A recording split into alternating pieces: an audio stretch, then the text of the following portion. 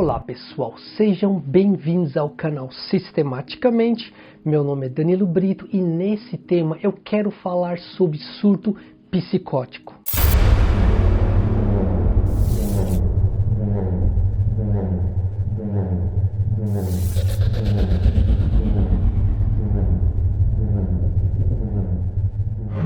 Surto psicótico constitui-se como uma alteração grave de consciência da realidade, tendo relação com os delírios, alucinações e outros transtornos. Lembrando que a psicose em si não é uma doença, e sim um sintoma. Muitos distúrbios podem compartilhar sintomas. Entre os mais comuns estão a esquizofrenia, o transtorno psicótico breve, transtorno delirante, psicose bipolar, depressão psicótica, entre outros. Dessa forma, pacientes com o transtorno manifestam pelo menos um desses 4 sintomas. Primeiro, delírios, que são convicções psíquicas errôneas em que o sujeito faz leitura distorcida ou confusa da realidade, mesmo quando diante de evidências contrárias.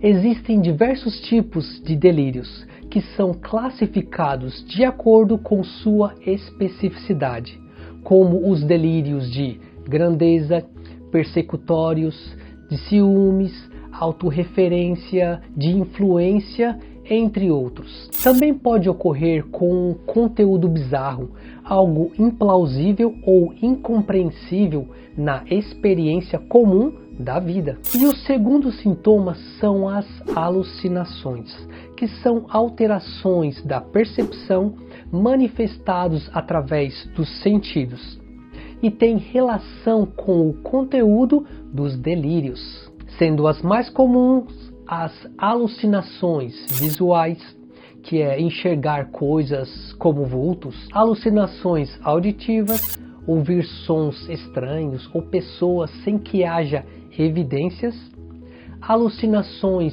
sinestésicas, sentir sensações bizarras e infundadas, e alucinações olfativas, sentir cheiros estranhos, sem que outros compartilhem da mesma experiência.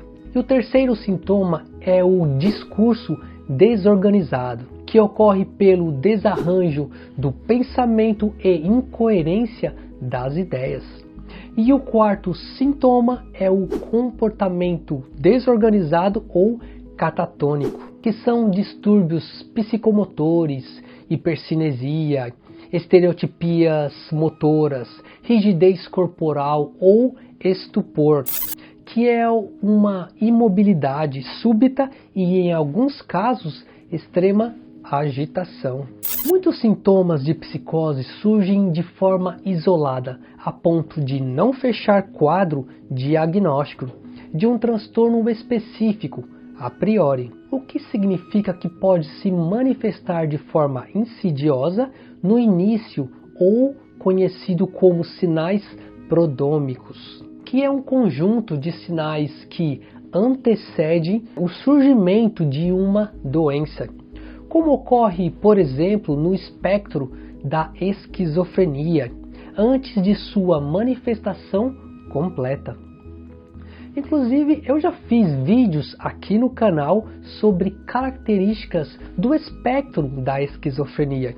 Eu vou deixar o card aqui em cima para você verificar depois de assistir esse vídeo. Também pode ter relação com doenças orgânicas, isto é, não psíquicas, sendo que o diagnóstico, nesse caso, se aplica quando a psicose ocorre por efeitos fisiológicos causados por uma condição médica, como no traumatismo crânioencefálico, podendo afetar áreas específicas do cérebro, resultando em comportamento psicótico e alucinações.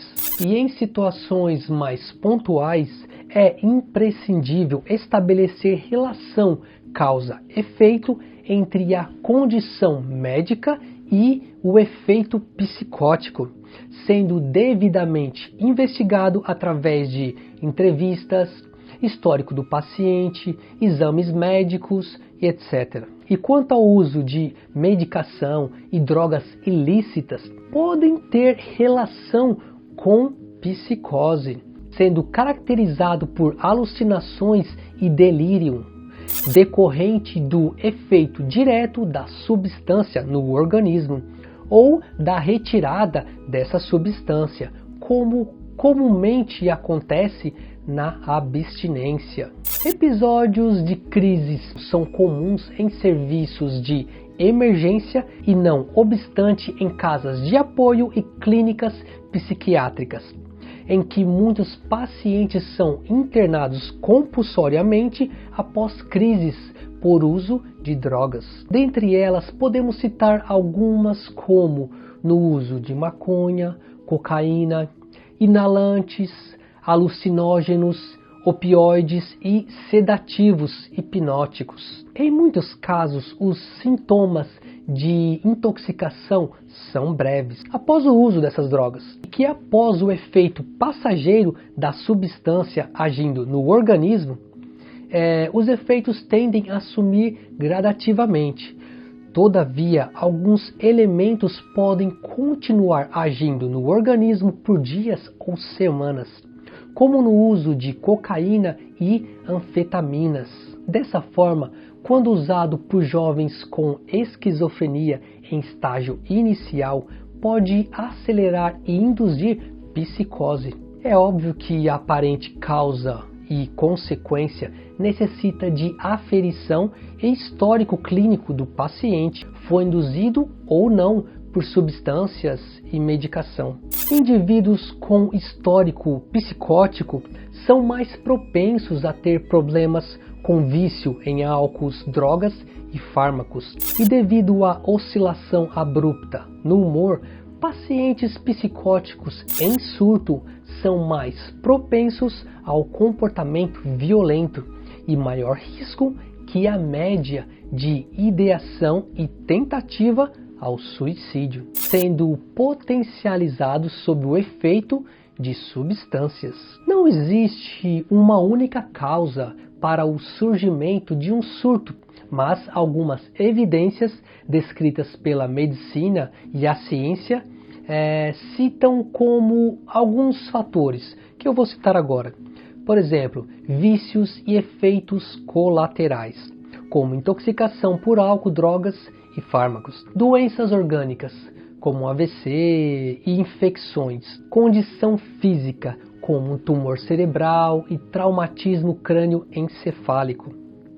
Também temos experiência traumática na vida, como um acidente, perda de um ente querido e decepções, assim como suscetibilidade genética, que são fatores e combinações que podem corroborar para o surgimento e agravamento. A forma no tratamento para transtornos psicóticos vai depender de sua especificidade. Se ocorrer pelo uso, que eu já citei, de substâncias como drogas e fármacos, será verificado quanto à particularidade dos efeitos no organismo e a relação do paciente com o consumo, o vício.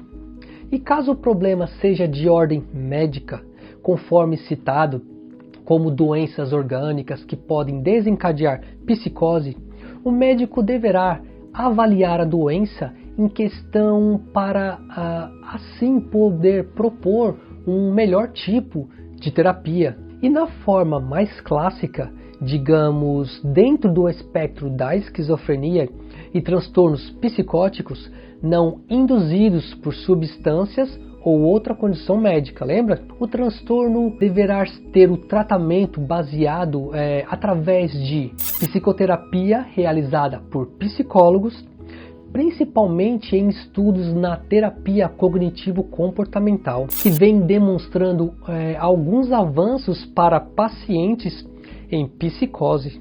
Também temos a terapia familiar, sendo um formato de terapia que pode envolver familiares, parceiros e amigos íntimos, no intuito de ajudar o paciente a reduzir a necessidade de internação psiquiátrica. O tratamento pode se dar também através de medicação antipsicótica, atuando no alívio de alguns sintomas, prescrito por médico quando necessário. E também o apoio psicossocial, como suporte técnico e auxílio social, acomodação, educação e reinserção no mercado de trabalho. E caso você esteja passando por uma situação semelhante ou conhece alguém nessas condições, busque ajuda ou orientação de um profissional especializado, um médico ou um psicólogo. Bom, eu vou ficando por aqui.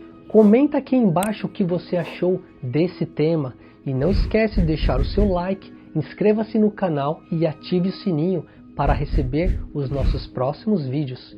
Fiquem com Deus e até a próxima. Tchau!